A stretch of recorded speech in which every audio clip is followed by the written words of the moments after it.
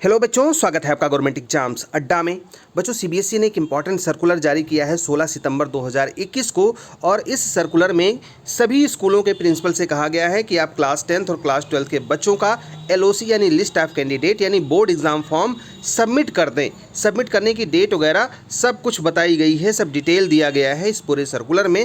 Fees वगैरह के बारे में भी पूरी इन्फॉर्मेशन दी गई है, लेकिन जो 3-4 चीज़ें इसमें ऐसी कह दी गई हैं जिससे रेगुलर बच्चों पर ही नहीं, प्राइवेट, इम्प्रूवमेंट और कंपार्टमेंट बच्चों पर भी इस बार इसका बहुत ज़्यादा प्रभाव पड़ रहा है। तो अगर आप क्लास 10th में हो या क्लास 12th में हो, regular, private, improvement, compartment, additional subject, optional exam कुछ भी आपको देना हो तो इस सर्कुलर को ढंग से समझ लीजिए कि आपको क्या नहीं करना है। अगर आपने गलती कर दी तो आप पूरा का पूरा साल गंवा बैठेंगे और हो सकता है सीबीएसई आपको हमेशा के लिए प्रतिबंधित कर दे। तो इस सर्कुलर के जारी होने के बाद बच्चों, वैसे तो नॉर्मली ये नॉर्मल सर्कुलर जैसा ही लग रहा था, लेकिन जारी होने के बाद बहुत सारे स्कूल वालों की नींदें उड़ गई हैं, उनमें हंगामा मचा हुआ है। सीबीएसई ने ऐसी कुछ बातें लिख दी हैं कि बिल्कुल एकदम उनके तो काटो तो खून नहीं वाली कंडीशन है।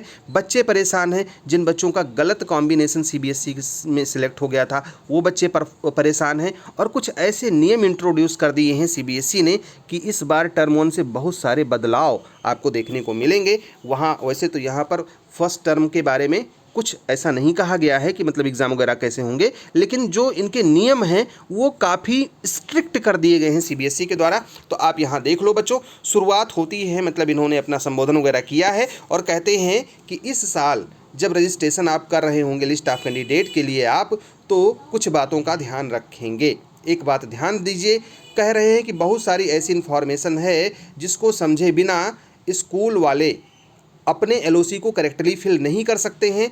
इसलिए सबसे पहले उन रूल्स को समझ लें, जो प्रिंसिपल्स हैं वहाँ के, उसको ढंग से पढ़ लें, सर्कुलर को खुद से पढ़ लें, उसके बाद में तब एलओसी मतलब सबमिट करें, क्योंकि पिछले जैसा एलओसी ये नहीं है, पिछले जैसा सर्कुलर नहीं है। और कितने सारे प्रतिबंध लगाए गए हैं आप यहाँ पर खुद आकर के देख लो बच्चों, और समझ लो कि सीबीएसई ने क्या गेम खेला है। अब की बार सबकी खटिया खड़ी कर दी है। सीबीएसई ने कहा है कि नो स्टूडेंट्स स्पॉन्सर्ड ऑन, देखो कह रहे हैं कि ऐसे सारे स्कूल को इंश्योर करना है, जितने भी स्कूल हैं सबको इंश्योर करना है कि कोई भी ऐसा बच्चा जो उनके यहाँ मतलब जिनका वो फॉर्म भर रहे हैं उनका अपना ही बच्चा हो, एक बार जाने रहिए, और उनके यहाँ कोई भी बच्चा पढ़ रहा है उसका नाम उनको छोड़ना नहीं है।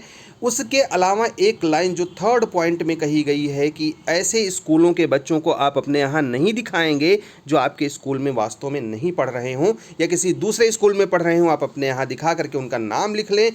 उसके अलावा जो बच्चे रेगुलर क्लास अटेंड नहीं कर रहे हैं उनका भी आप फॉर्म फिल नहीं करेंगे।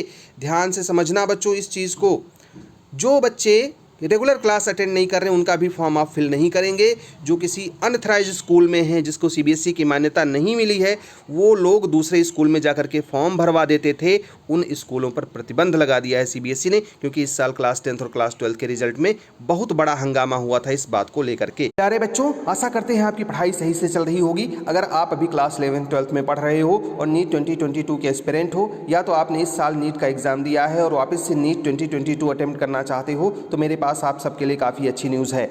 अभी तक अगर आप मेरा कोड GEA यूज़ करते थे तो आपको 10% ऑफ तो मिलता ही था अनअकैडमी सब्सक्रिप्शन पर, लेकिन Unacademy Rise Again special price week में आपको मिलेगा और भी एक्स्ट्रा 10% ऑफ। ये ऑफर सिर्फ और सिर्फ 17 सितंबर तक वैलिड है। ये सब्सक्रिप्शन से आप अनलिमिटेड बैचेस में इनरोल कर सकते हो। ये बैचेस स्पेशली नीट 2022 के प्रिपरेशन को ध्यान में रख करके लॉन्च किए गए हैं, जो कुछ इस तरीके से हैं। 17 सितंबर से शुरू होने वाली बैचेस हैं Advitiya batch, NEET dream team batch, scholars batch, Medhavi batch और साकार बैच। 20 सितंबर से शुरू होने वाली बैचेस हैं leaders batch, achievers batch, arise batch और सुपर अचीवर्स बैच। ये सारे बैचेस में आप एनरोल करके नीचे दिए हुए बेनिफिट्स एंजॉय कर सकते हो। आपको मिलेगा अनलिमिटेड एक्सेस सभी प्लस सब्सक्रिप्शन पर, India top educators, interactive live classes, test series और क्विजेज, स्ट्रक्चर्ड कोर्सेज और पीडीएफ्स। दोस्तों, मेरा मानना है कि अगर आप नीट 2022 के एस्पिरेंट हैं तो इससे बेहतर मौका हो ही नहीं सकता।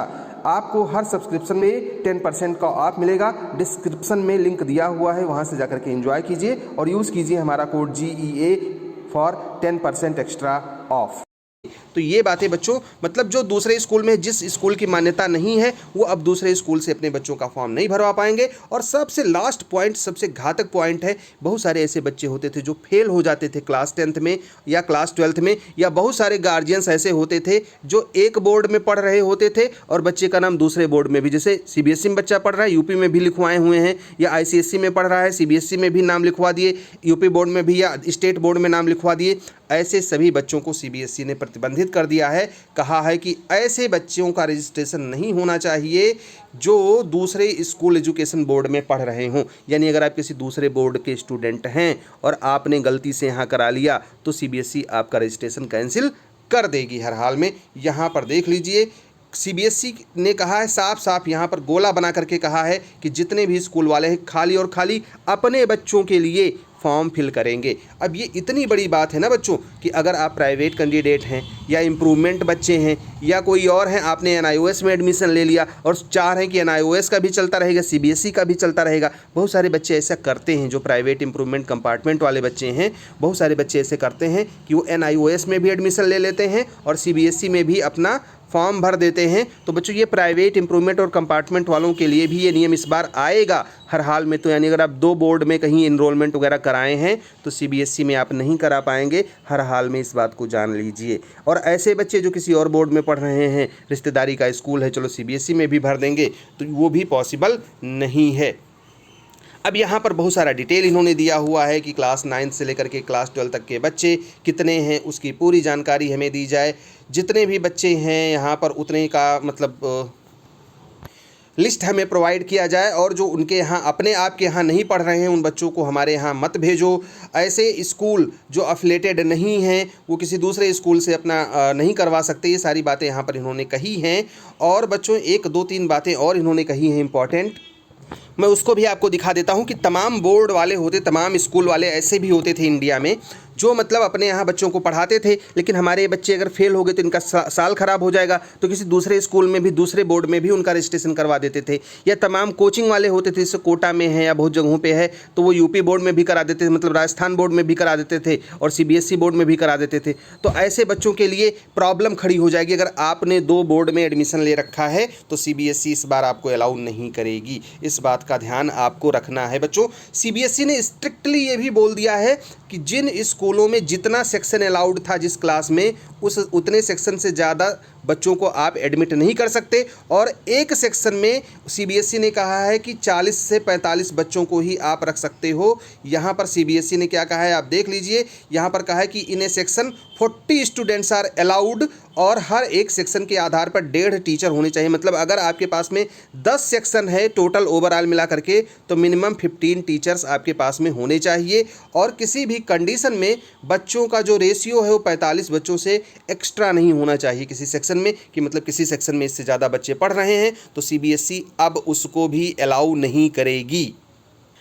इसके अलावा बच्चों सीबीएसई ने, अब बहुत सारे लोग हल्ला कर रहे थे कि इस बार से सब्जेक्ट का कॉम्बिनेशन ख़त्म हो गया, ये हो गया वो हो गया, लेकिन सीबीएसई ने यहाँ पर साफ साफ लिखा है, आप इसको देख लो कि यहाँ पर सीबीएसई ने कहा है कि जो भी हमारा सब्जेक्ट कॉम्बिनेशन है वो वैलिड और non valid, invalid combination subject का है, वो हम आपको दे रहे हैं।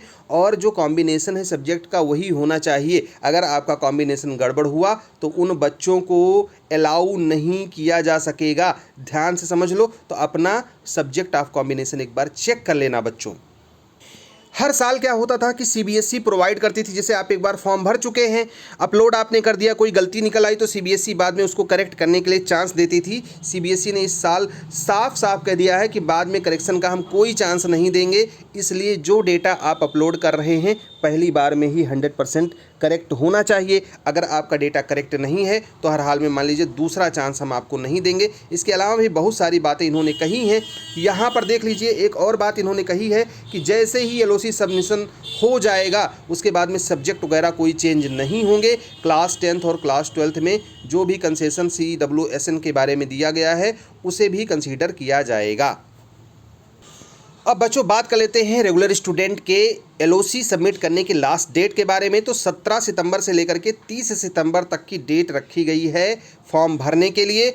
उसके बाद में नॉर्मल ये डेट है। और अगर आप लेट फीस देना चाह रहे हैं schedule for payment of fees, मतलब 17 से 1 अक्टूबर तक ये फीस जमा कर पाएंगे। अगर उसके बाद में सबमिट किया जाता है तो उसमें लेट फीस लगेगी। तो बच्चों हर हाल में ये फॉर्म आपको 17 सितंबर से और 30 सितंबर के बीच में भरवा देना है, नहीं तो आपको 2000 रुपये की लेट फीस देनी पड़ेगी बच्चों। उसके अलावा माइग्रेशन सर्टिफिकेट के लिए भी 350 रुपये पर कैंडिडेट को देने पड़ेंगे। क्लास 12 की बात करें तो सेम डेट रखी गई है, यहाँ पर डेट देख लीजिए 17 से लेकर के 30 तक। और अगर किसी कंडीशन में आपका लेट फीस लगा तो भी 2000 रुपये लेट फीस लगेगा। तो लेट फीस नहीं होना चाहिए और हर स्कूल वालों को इस बात का ध्यान रखने को सीबीएसई ने कहा है। तो बच्चों अगर आप में से भी किसी ने NIOS या यूपी बोर्ड या स्टेट बोर्ड या किसी दूसरे बोर्ड में एडमिशन ले रखा है और सीबीएसई में चाहे रेगुलर, प्राइवेट, इम्प्रूवमेंट, कंपार्टमेंट किसी भी तरीके से पढ़ाई करना चाहते हैं तो ये पॉसिबल नहीं होगा, सीबीएसई इसे अलाउ नहीं करेगी। अगर आप किसी ऐसे स्कूल में पढ़ रहे हैं जिसको एफिलिएशन ही नहीं मिला हुआ है तो भी आपका इस साल बर्बाद होना एकदम पक्का है कि वो आपका नाम नहीं लिखवा पाएंगे किसी स्कूल में, न किसी स्कूल वाले अपने यहाँ उनका नाम लिखेंगे। तो ये सारी बातें आपको जान लेनी चाहिए। इस वीडियो के अलावा भी बहुत सारी बातें हैं जो सर्कुलर में कही गई हैं, लेकिन वो फिर किसी दूसरे वीडियो में मैं आपको समझाऊंगा क्योंकि वीडियो लंबा हो गया है। तो हमारी तरफ से आपको ढेर सारी शुभकामनाएँ। All the best, may God bless you. Thank you for watching this video.